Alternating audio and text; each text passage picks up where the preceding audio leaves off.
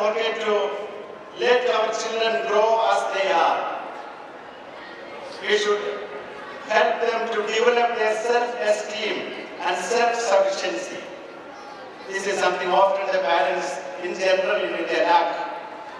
In Germany, I have seen when a small child comes to the kindergarten, UKG, the first test they are given is to know whether they know to fix their shoes, how to tie the lace of the shoes.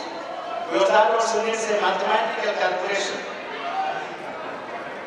In our case, maybe even if they are in the 5th, 6th standard, mom or dad will do that. This is the difference. The child should be given a chance to develop his and her own skills. I have been working for some time, for 5 years at United Nations headquarters in New York, and I was dealing with the social issues. And in the developmental matters, there is a development assistance called ODA, Official Development Assistance. Official Development Assistance means a developed country should contribute 0.07% to the poor nations, to the developing countries. But what they do, they give billions of dollars, they invest in these poor countries, but they set a lot of conditionalities. We will give you money, but do like this as we command. And the developing countries never like that. So there is a big fight between developing countries and the developed world on conditionalities.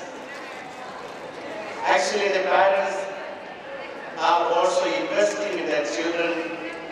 They are giving a lot of money, spending a lot of money for their future, for their development.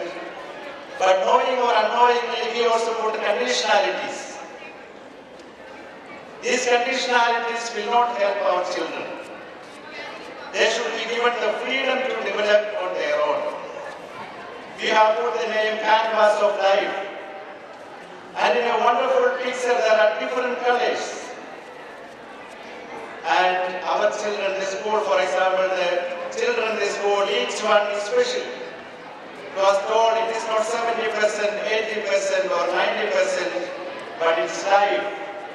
Each one should be given the chance to develop his or her own skills as they are. We should not compare with his or her neighbor and force them to be like him. We should engage, but through enabling. Each one's ability is different. So we should not compare that my child should be like the other. He is very special and he should be given a chance to develop his own qualities. And finally, we should form our children, give our children a social consciousness.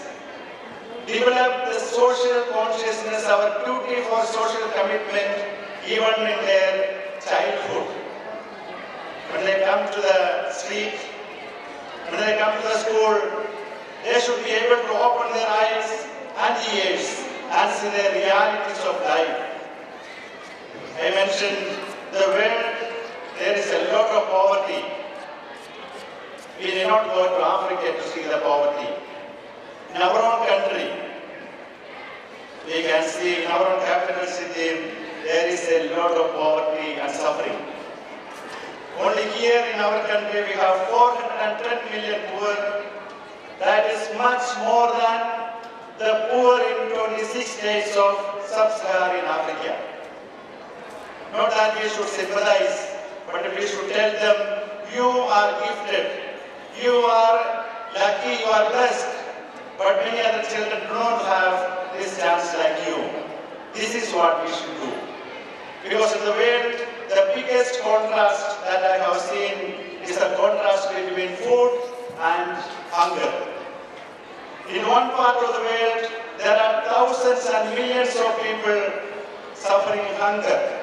They don't have even one time a meal a day. I told you I lived 4 years in Congo, and in Congo, an average child gets only one meal a day. and that meal is given by the poor sisters and missionaries who are working there in the villages. Whereas on the other side, there are thousands and millions of people who are suffering because of obesity, overweight. In America, 1 out of 3 are overweight. And the American society is spending $40 billion a year just for dieting and weight loss machines. This is the contrast that we are living. One side there is food, they don't have hunger. On the other side there is hunger, but they don't have food.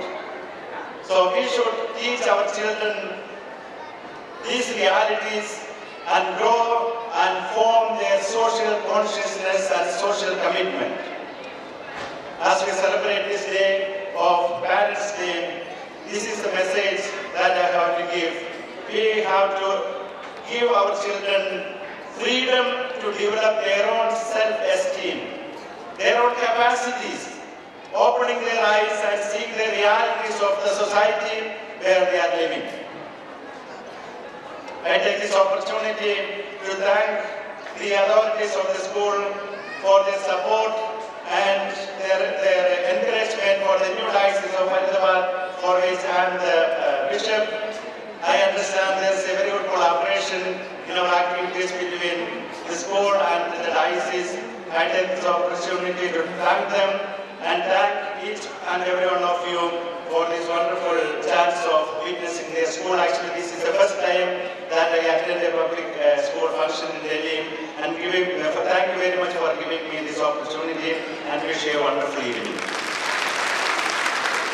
Thank you, His Grace, for your generous appreciation and encouragement. I request the head boy and the head girl to escort the chief guest to his seat.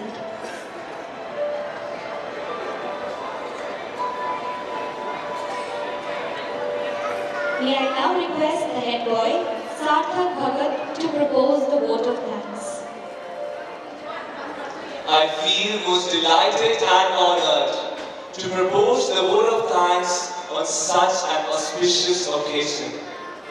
First and foremost, I wish to express my profound gratitude for His Grace, Archbishop Dr. Kuriakos Bharani Kulangara, for his magnanimous presence and inspiring message.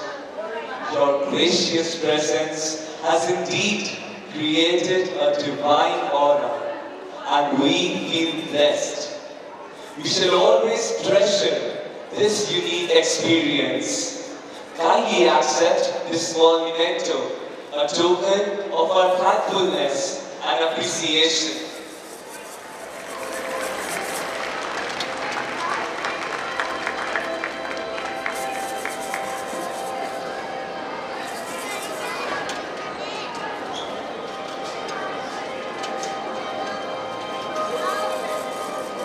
I take this opportunity to thank our guest of honor, Monsignor Reverend Father Sebastian Varakampalan, for accepting our invitation and spending some of his most precious time with us.